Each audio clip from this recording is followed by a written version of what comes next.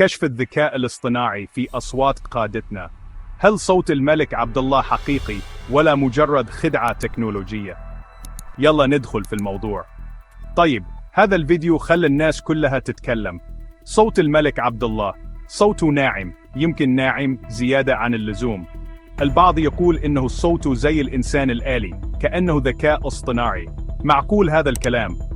مع تطور تكنولوجيا الذكاء الاصطناعي بسرعة كبيرة، صار ممكن تعديل الأصوات أو حتى صنع أصوات تبين كأنها حقيقية تماماً. بس هذا بخلي الواحد يفكر في موضوع الشفافية والمصداقية، صح ولا لا؟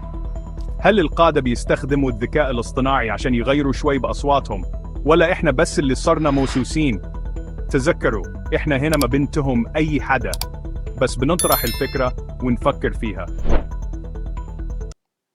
أحييكم على امتداد وطننا العزيز في عيد استقلال الأردن الأغلى الذي نفخر بماضيه العريق. طيب، أنتم شو رأيكم؟ هل هو ذكاء اصطناعي ولا مجرد تكنولوجيا متطورة وحلوة؟ شاركونا آرائكم في التعليقات. بس يا جماعة، خلوا النقاش بينا باحترام.